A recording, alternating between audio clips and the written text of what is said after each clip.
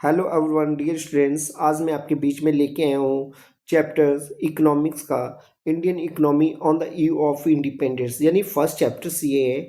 और इसको हम कैसे पढ़ेंगे, बहुत ही इजी तरीके से मैं आज आपको ये एक्सप्लेनेशंस करूँगा।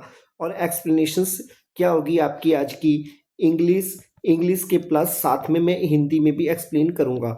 और जो कि आपको जो एग्ज़ाम ओरिएंटेड क्वेश्चंस जो यहाँ से बने वो आपको पता लग जाए। और ये टॉपिक आपका इम्पॉर्टेंट है और इसमें स्टूडेंट्स मैं आपको बताऊंगा कि क्या कंडीशंस रही और कैसे इसको हमें तैयार करेंगे और कैसे अच्छे मार्क्स इकोनॉमिक्स में ला सकते हैं। तो इस सीरीज़ में आप बने रहिए। और चलिए मैं अब शुरू करता हूँ आपका जो chapter first Indian economy on the eve of independence. तो स्टूडेंट्स याद रख लेना कि जो इकोनॉमिक्स में आपका जो टॉपिक्स जो है इसमें आपके जो इंडियन इकोनॉमी एंड डेवलपमेंट जो होती है ये 40 मार्क्स की आपके एग्जाम में आएगी और 40 मार्क्स आपकी मैक्रो इकोनॉमिक्स से आती है। तो इंडियन इकोनॉमी डेवलपमेंट एक इजी सब्जेक्ट है, इसको हम कैसे कवर करेंगे, कैसे पढ़ेंगे, कैसे तैयार करेंगे। तो चलिए अब हम शुरू करते हैं इस टॉपिक का। पहला पॉइंट से ही हम स्टार्ट करते हैं इकोनॉमी। स्टूडेंट्स याद रहे इकोनॉमिक का मीन्स क्या होता है। Economy means the system of production. पहली चीज तो आप ये समझ में आती है हमें इकोनॉमिक्स क्या है। इकोनॉमिक्स में सिस्टम ऑफ प्रोडक्शन है, फिर डिस्ट्रीब्यूशन है and consumption of goods and services in a country.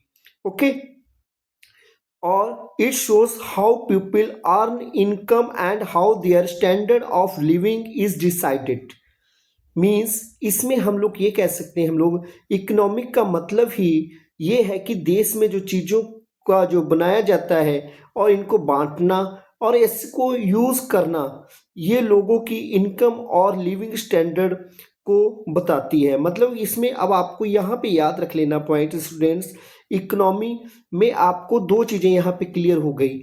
एक तो आपको ये पहला पता चल गया कि ये सिस्टम ऑफ प्रोडक्शन है, सिस्टम ऑफ प्रोडक्शन, इस सिस्टम ऑफ प्रोडक्शंस हो गया।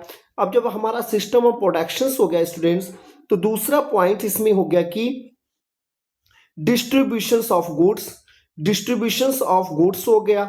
और जब हमारा डिस्ट्रीब्यूशंस ऑफ गुड्स हो गया, तीसरा इसमें आपका consumptions, consumptions of goods, consumptions of goods हो गया।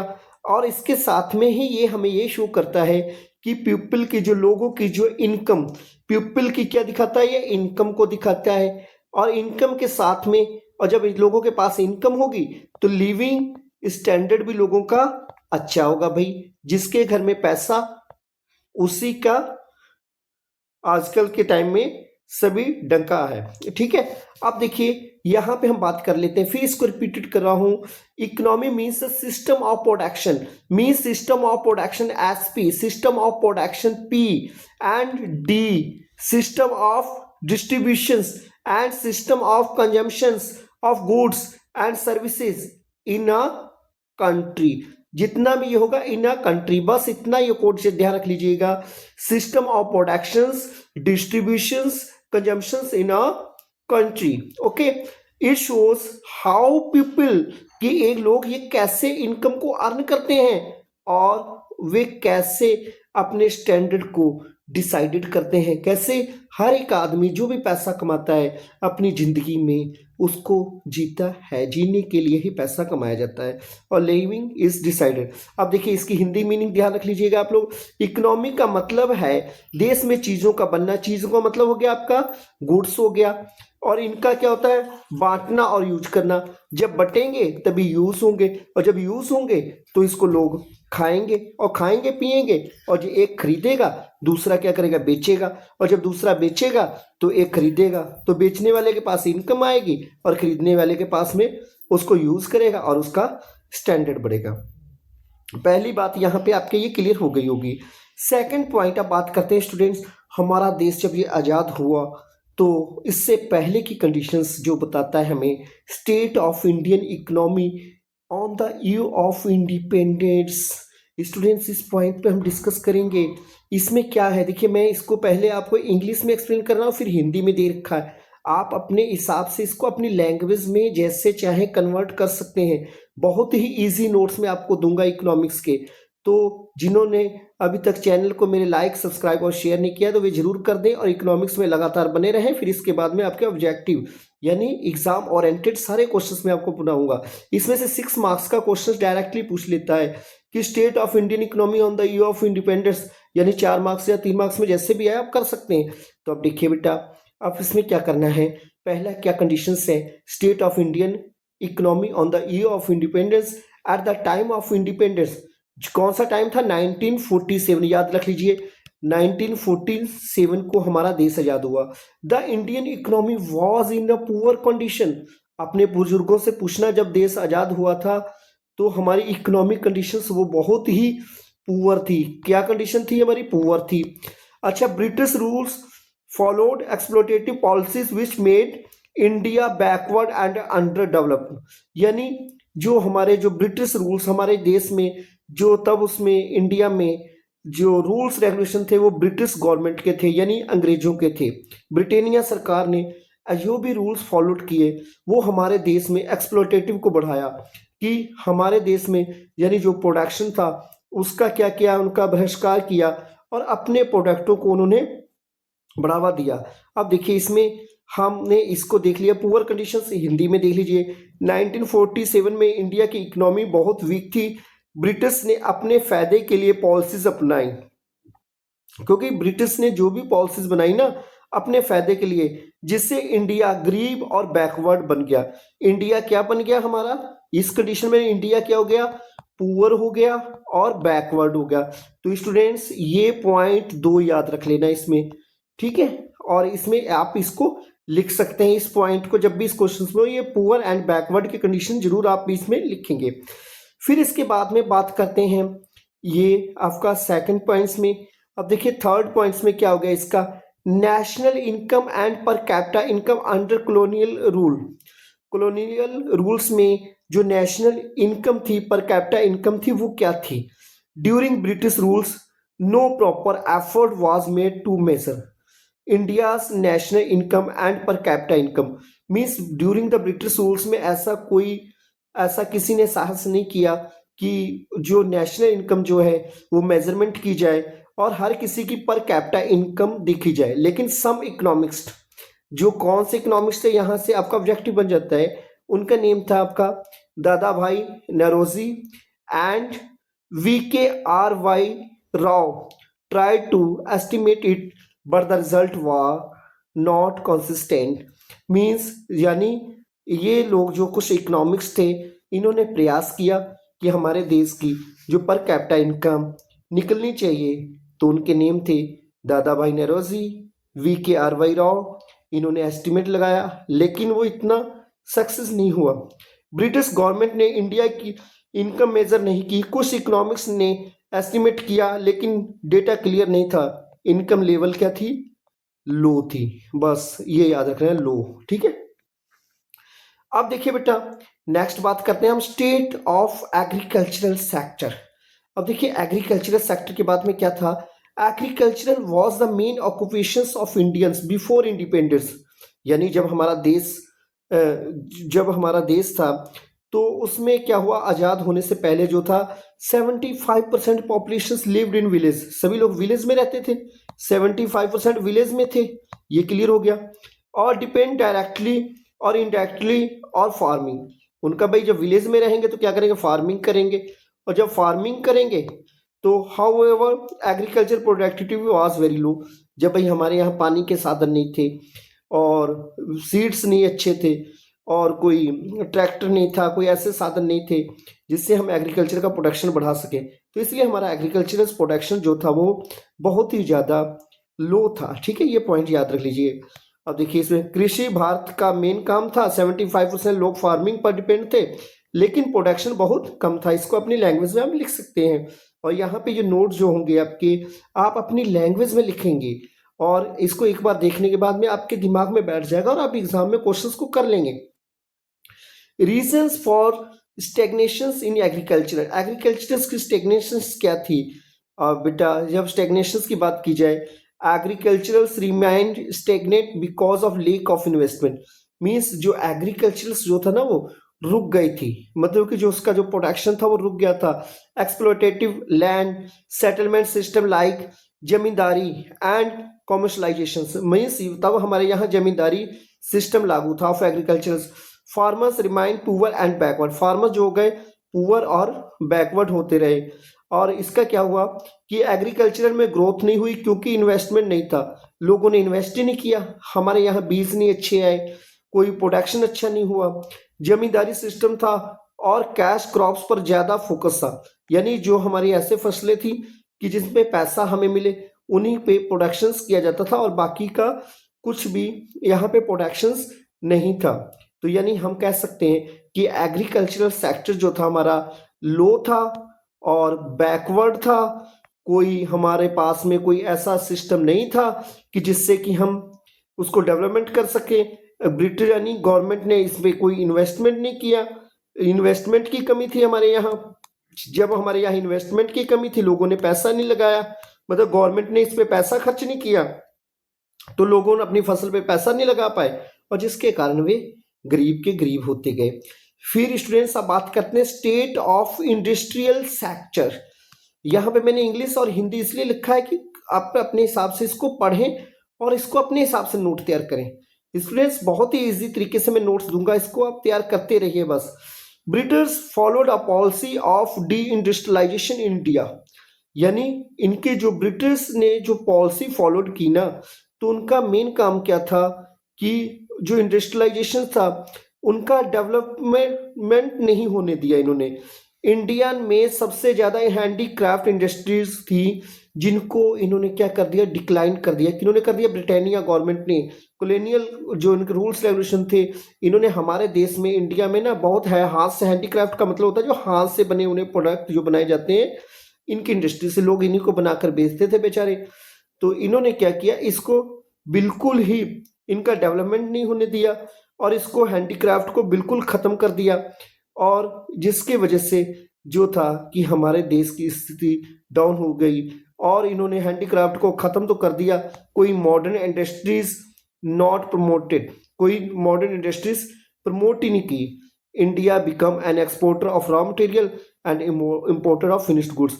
अब क्या हो गया भाई, जब हमारा हैंडीक्राफ्ट खत्म हो गया, फिनिश्ड गुड्स बन के जब दूसरी कंट्री में जाता था तो पैसा आता था।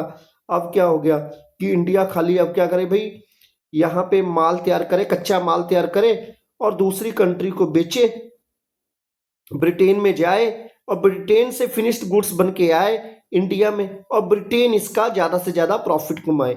अगर यही ब्रिटेनिया गवर्नमेंट क्या करती कि हमारे देश में ही इंडस्ट्री या फैक्ट्री लगा देती, तो अब क्या होता था कि हमारी फैक्ट्री को रॉ मटेरियल मिलता और हमारे देश को ही पैसा आता। लेकिन ब्रिटेन की ये चाल थी कि रॉ मटेरियल तो यहाँ से जाए, लेकिन वहाँ से बन के जब सामान आएगा तैयार तो यहाँ पे ये महंगा यहाँ पे बेचना और पैसा ये जितना यहाँ पे जाता ये ब्रिटेन को जा रहा था। ठीक है, तो यहीं पे ये ब्रिटिश गवर्नमेंट ने इस पे जो है गलत नीति अपनाई, इंडस्ट्रियल सेक्टर हमारा डाउन हो गया। ब्रिटिश ने इंडिया की इंडस्ट्रीज को डेवलप नहीं होने दिया, हैंडीक्राफ्ट्स खत्म हुए और इंडिया रॉ मटेरियल एक्सपोर्ट करता था। अब देखिए इसके बाद में बात करते हैं problems of industrial sector. Industrial sectors, the industrial sector suffer due to decay of handicrafts, slow growth of modern industries, lack of capital goods industries and limited contribution to GDP. आप देखिए स्टूडेंट्स, जो हमारा industrial sector था, इस industrial sectors में क्या था, हमारा हैंडीक्राफ्ट प्रोडक्ट थे। ये आपको पता होना चाहिए, हैंडीक्राफ्ट प्रोडक्ट थे और हैंडीक्राफ्ट के बाद में इनको डिक्लाइन कर दिया गया और इनको जब ख़त्म ही कर दिया गया तो हमारे यहाँ जो मॉडर्न इंडस्ट्री थी उनकी जो ग्रोथ बहुत स्लो थी। जब उनकी ग्रोथ जो स्लो हुई, अब क्या हुआ कि कोई भी कैपिटल किसी ने नहीं लगाई। जब पैसा ही नहीं लगेगा तो इंडस्ट्री कहाँ से लगेगी, और जब इंडस्ट्री का पैसा ही नहीं लगा, इंडस्ट्री गुड्स ही नहीं बेचेगी, तो कॉन्ट्रीब्यूशंस क्या होगा जीडीपी का, वो क्या हो जाएगा, लो हो जाएगा। तो इसीलिए हमारे पास इंडस्ट्री सेक्टर्स बहुत ही ज़्यादा प्रॉब्लम में रहे। इस पॉइंट्स को देख लीजिए। इंडस्ट्री सेक्टर में हैंडीक्राफ्ट्स का डिक्लाइन हुआ, मॉडर्न इंडस्ट्री स्लो थी और जीडीपी में कॉन्ट्रीब्यूशंस कम था। तो स्टूडेंट्स इस पॉइंट्स को आप देखकर इससे रिलेटेड देखिए। नेक्स्ट बात करते हैं state of foreign trade. India had a good trading positions. In ancient times but under British rules. Okay, और इसके बाद में क्या हुआ, restrictive trade policies and tariffs affected the volume and structure of foreign trade badly. जो India पहले trading nation था, लेकिन ब्रिटिश पॉलिसीज ने फॉरेन ट्रेड को इसको कम किया। अब इसको कम कैसे किया, कम करने का इनका मेन मकसद क्या था कि भाई जो इंडस्ट्रीज जो थी, जैसे कि टैक्स बढ़ा दिया जाए बाहर, फॉरेन में अगर टैक्स ज़्यादा होगा तो आप अपने सामान को दूसरी कंट्री में बेच नहीं पाओगे, अगर बेचोगे भी तो महंगा बिकेगा, और जब महंगा बिकेगा तो वहाँ के लोग उस प्रोडक्ट को खरीदेंगे नहीं, तो इसीलिए इन्होंने टैरिफ कुछ बढ़ा दिए। तो इस वजह से हमारा जो फॉरेन ट्रेड था वो यहाँ पे इफेक्टिव हुआ। फिर इसके बाद में बात करते हैं reason for poor foreign trade growth. Reason for poor foreign trade growth की क्या हुई, India mainly exported primary products and imported finished goods.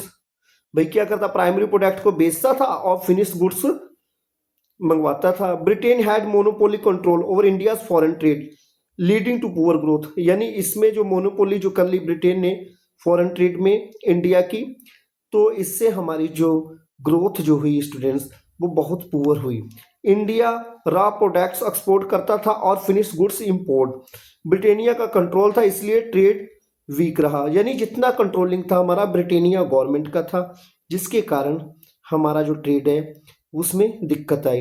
अब बात करते हैं occupational structure during colonial period.